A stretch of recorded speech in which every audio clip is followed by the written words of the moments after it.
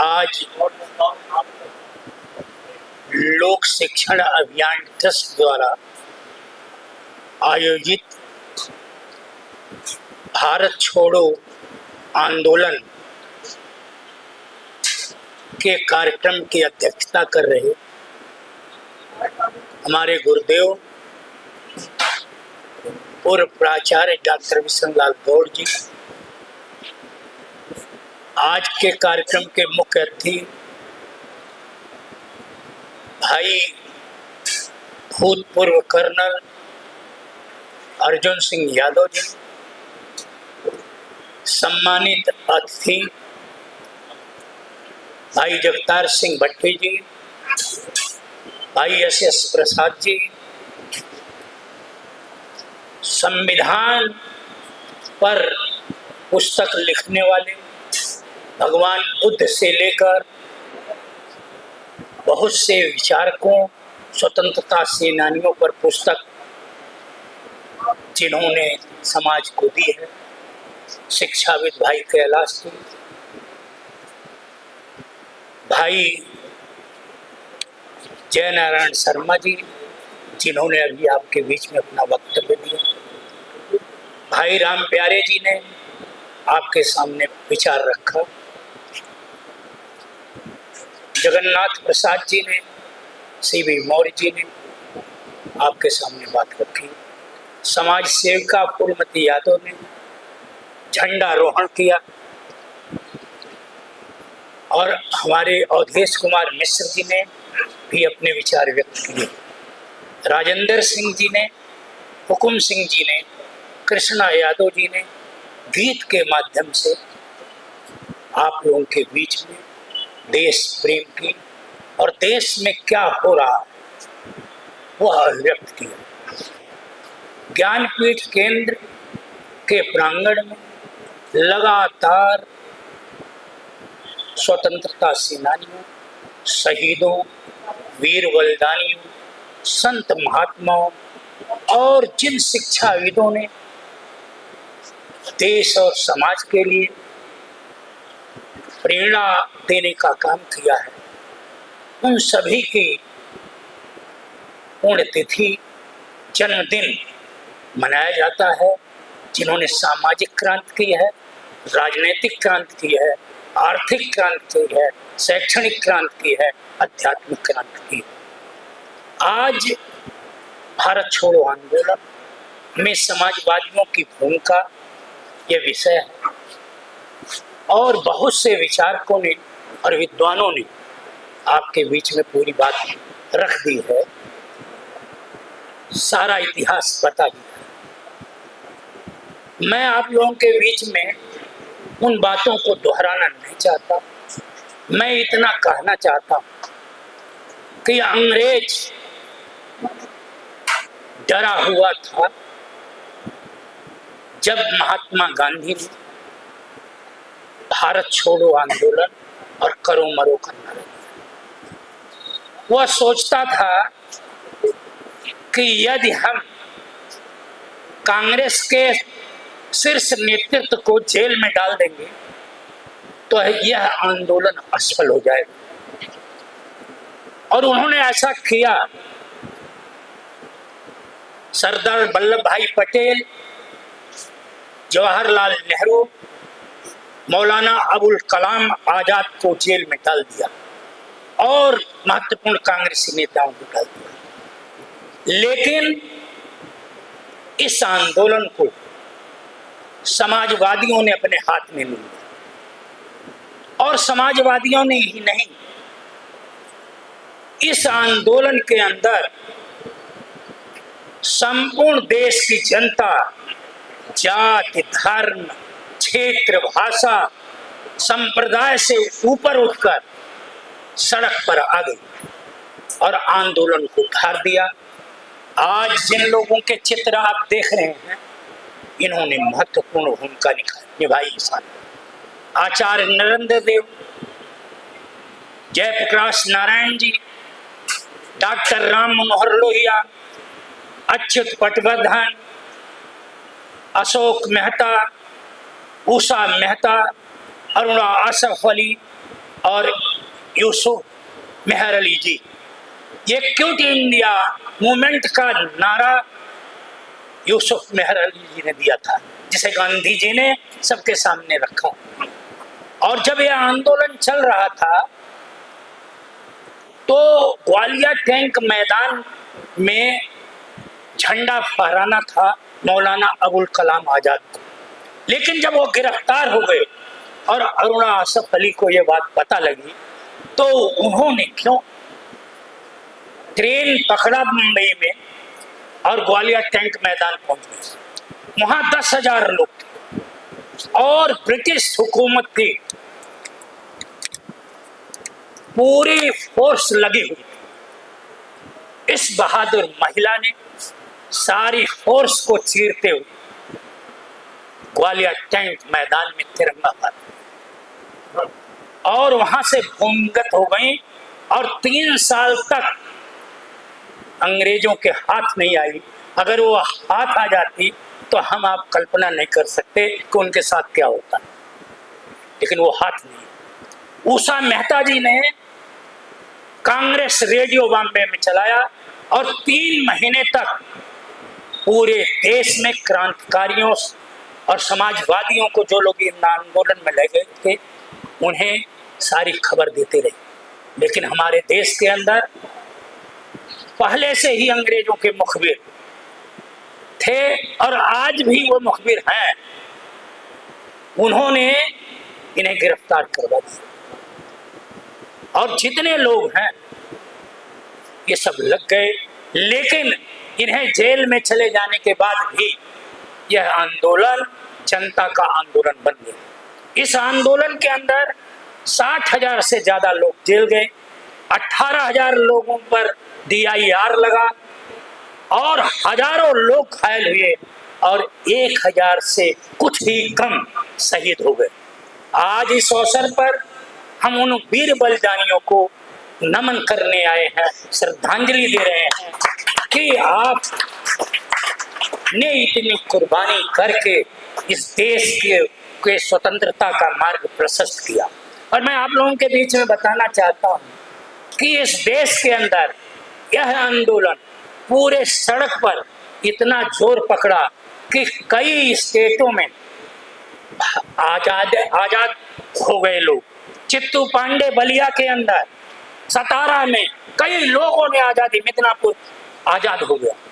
लेकिन अंग्रेजों ने फिर इसे कुचलने का काम किया। लेकिन आज जो लोग तिरंगा फहराते नहीं, देखना नहीं चाहते थे, सैकड़ों 52 साल वो लोग तिरंगा यात्रा निकालते, नकली का तिरंगा यात्रा। चंद्रशेखर जी को मुखबरी कर दी, शहीद हो गए चंद्रशेखर जी अल्फ्रेड पार्क में। हाँ, वो हमें बात बताते हैं स्वतंत्रता। आज स्थिति क्या है इस देश के अंदर? किसी से छिपी हुई है।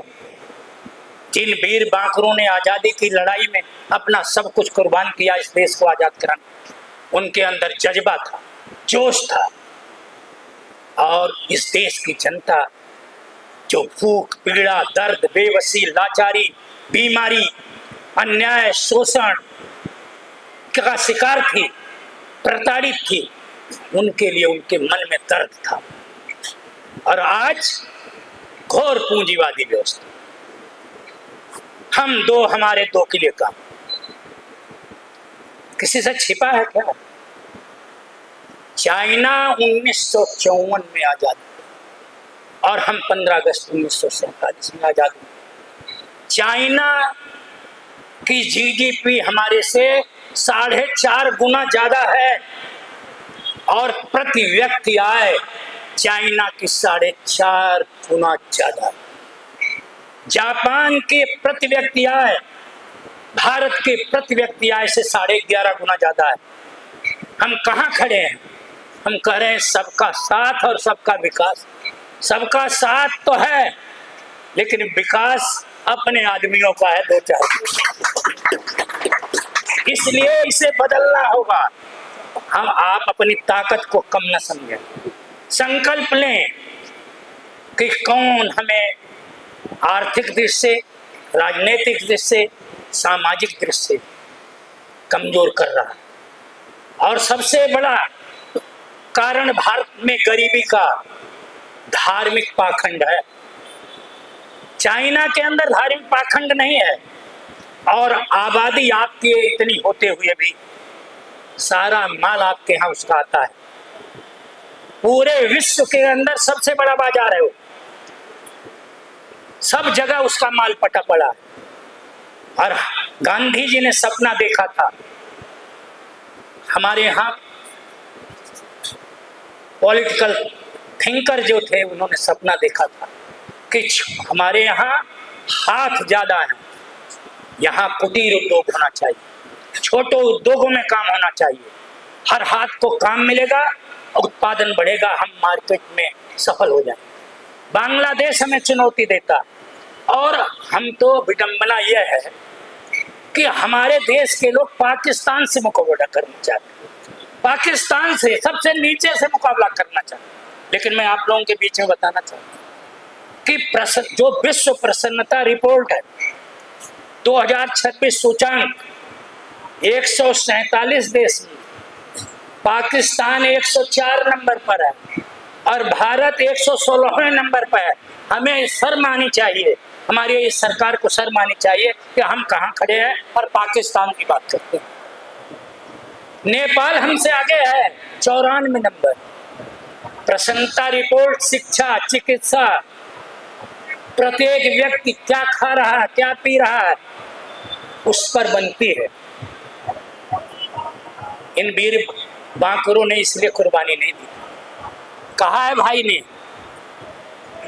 कि जब भारत का संविधान बाबा साहब डॉक्टर अम्बेडकर ने बनाया था तो उन्होंने कहा था कि मैं उस संविधान की रचना करना चाह रहा हूं जिसमें प्रत्येक भारतवासी ये समझे कि मेरी बात का भी कुछ महत्व है। आज उल्टा हो रहा है, संविधान और लोकतंत्र पर, स्वतंत्रता के 79 बाद ही खतरा पैदा हो गया। अभी तो 100 वर्ष भी पूरे नहीं हुए और देश के अंदर ये बहस चल गई कि लोकतंत्र और संविधान खतरे में है और संवैधानिक संस्थाएं सारी खतरे में हैं, और हम नंगा नाच देख रहे हैं चुनाव आयोग से लेकर और सारे जगहों पर क्या स्थिति गुजर रही है।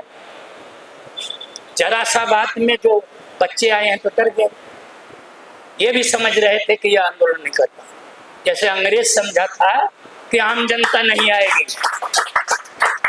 तो शांतिपूर्ण आंदोलन की जरूरत है, शांतिपूर्ण लोगों को अपनी बात बताने की जरूरत है कि हम आज 81 करोड़ से ज्यादा लोगों को 5 किलो अनाज दे रहे हैं। 70 करोड़ लोग 3% GDP पर गुजारा कर रहे हैं और 40% से ज्यादा रुपया 1% लोगों के पास पहुंच गया है।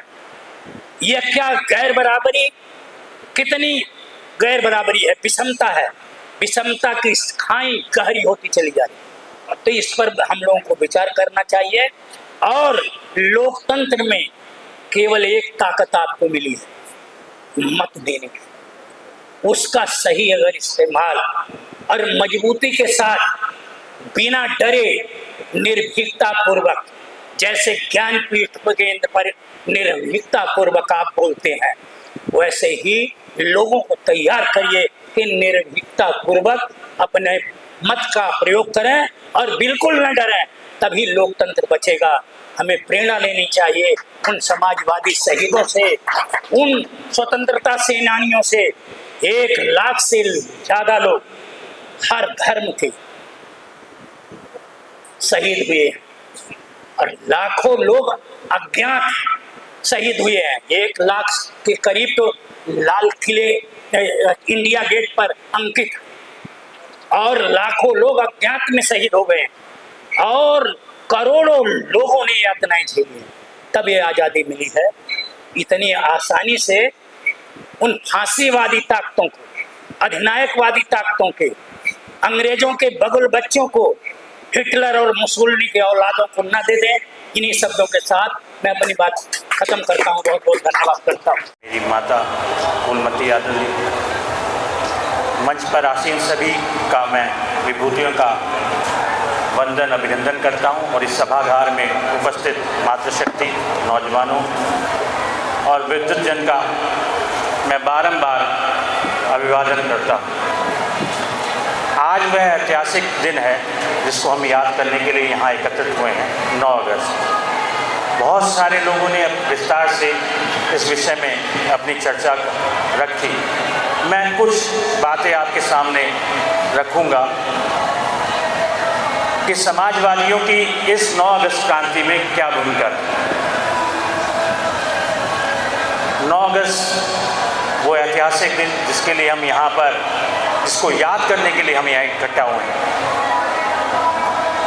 वह दिन सभी को पता है कि 15 अगस्त 1947 को हमें देश की आज़ादी मिली। सभी लोग बड़े उत्सव से 15 अगस्त को अभी 4-5 दिन बाद उसे मनाएंगे। लेकिन इस 9 अगस्त की क्रांति, जिस दिन हमारे देश के, इस भारत देश के करोड़ों लोगों में, उस जनता में उस आज़ादी का विस्फोट हुआ, उस आज़ादी की भावना जगी, वह दिन 9 अगस्त का दिन था। बेशक 15 अगस्त को हमें लॉर्ड माउंटबेटन द्वारा हस्तांतरित एक क्षतिग्रस्त आज़ादी मिली हमारे प्रधानमंत्री को 1947 में, लेकिन 9 अगस्त वो दिन है जिस दिन करोड़ों नागरिकों, जो आम जनता थी, उसके मन में यह हुआ कि हमारा देश आज़ाद होना चाहिए, हम इस देश की आज़ादी को अंग्रेज़ों से लेकर रहेंगे। वह दिन 9 अगस्त है।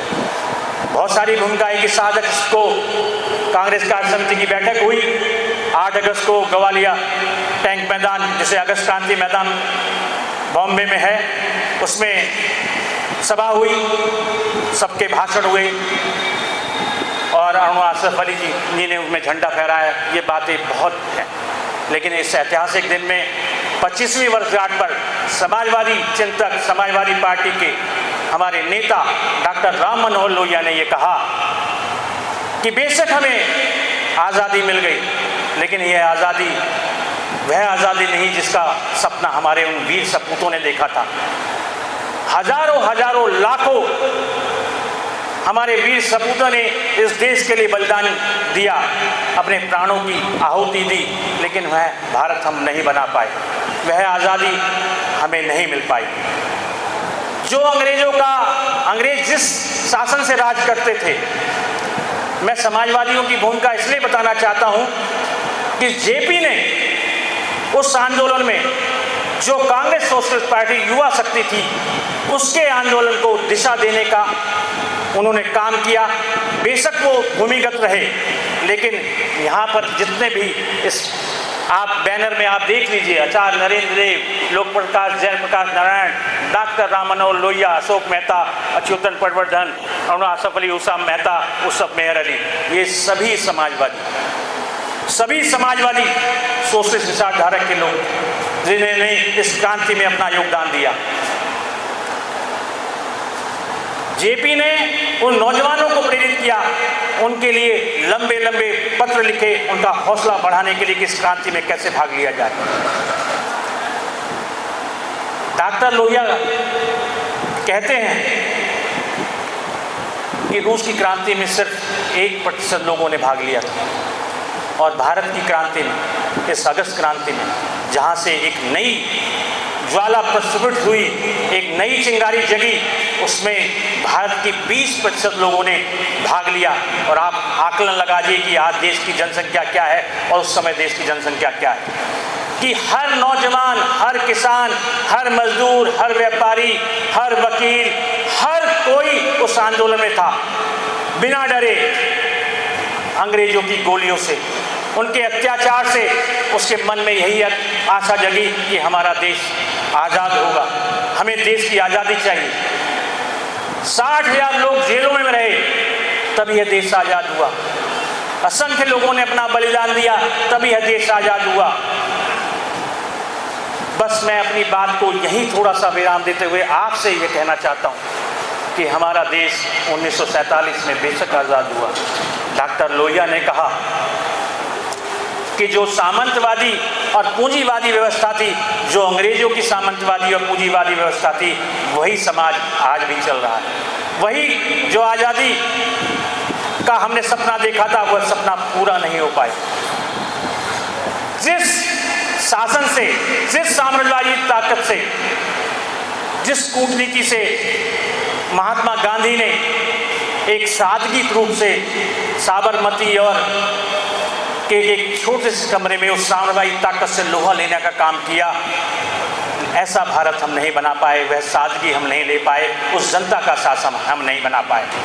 जो वैभवशाली, जिस वैभव से, जिस रौब से अंग्रेज भारत की जनता को डराता था, उस शासन पर राज करता था, वही शासन व्यवस्था आज़ादी के बाद हमने भी वही शासन व्यवस्था आज तक अंग्रेजों के बाद भी लागू करी, कोई परिवर्तन नहीं आया। आज भी वही व्यवस्था चल रही है। जिसे लोहिया जी ने कहा कि एक छोटे से कमरे में उस महान शक्तिशाली ब्रिटिश साम्राज्य से, उस साम्राज्यवादी ताकत से एक अदना सा आदमी, बिना कपड़ों का आदमी लड़ गया अपनी कूटनीति से, अपनी अहिंसा के आंदोलन से, और हम लोग क्या कर पाए? वह ताकत हम नहीं बना पाए।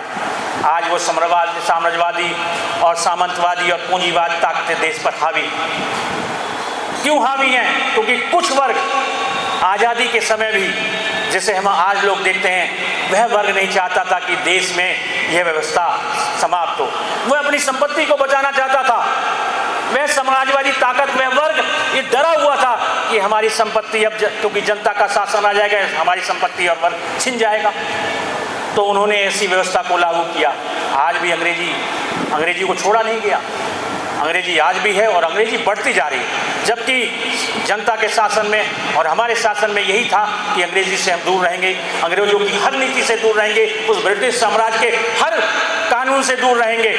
लेकिन भारत ने समझो संविधान दिया कि प्रबुद्ध समाजवादी लोकतंत्रात्मक गणराज्य, वह संविधान में क्या आज दिखाई देता है? आज भी पूंजीवादी और साम्राज्यवादी ताकतें देश पर हावी हैं, वही देश पर राज कर रही हैं। आज भी कुलीन तंत्र देश के शासन पर राज कर रहा है। आज भी हमारे यहाँ राष्ट्रपति और प्रधानमंत्री राजा की तरह चलता है और देश की जनता उसे नतमस्तक होकर देखती है। यह एक परिवर्तन जो नहीं आ पाया, यही परिवर्तन आना था, वो नहीं आ पाया। इस 9 अगस्त की क्रांति का हमारा उद्देश्य यही है कि जिस क्रांति को हमारे उन वीर सपूतों ने, उन लाखों वीर सपूतों ने अपने प्राणों की आहुति दी, क्या वह सपना हम भारत बना पाए? आज भी भारत में वही बेरोजगारी है, वही भ्रष्टाचार है, वही नफरत है, वही बीमारी है। हम लोग क्या भारत दे पा रहे हैं? इसलिए संकल्प लेना होगा। इस 9 अगस्त का क्रांति का मनाते हम हर साल है, मनाकर चले जाएंगे, लेकिन संकल्प लेने कि हर नागरिक की जिम्मेदारी क्या है, हर जनता का कैसा शासन होना चाहिए। जो सपना हमारे वीर सपूतों ने, स्वतंत्रता सेनानियों ने देखा कि कैसा भारत हम चाहते हैं, इसलिए हम लोग आज यहाँ पर संकल्प लेकर जाएं कि हमारी नागरिक के रूप में क्या जिम्मेदारी है कि हम एक ऐसा सशक्त भारत, एक ऐसा मजबूत भारत बनाएं जो विकास की गति पर हो, जहाँ पर ये पाखंडवाद, धर्मवाद, पूंजीवाद, जातिवाद, इन सब से दूर हटकर ऐसा भारत हो जहाँ पर ये जनता का शासन हो, जहाँ जनता सर्वोपरि हो, जहाँ जनता के हितों की बात हो, तभी भारत विकसित राष्ट्र बन पाएगा। इस संकल्प लेकर हम इस कर्तव्य के साथ जाएंगे। संकल्प के साथ कर्तव्य है होना चाहिए कि हमारा कर्तव्य इस देश के प्रति क्या होगा, तभी हमारा देश मजबूत विकसित राष्ट्र बन पाएगा। आप सभी का 9 अगस्त क्रांति पर, ऐतिहासिक दिन पर आपको बहुत बहुत बधाई, बहुत बहुत शुभकामनाएं।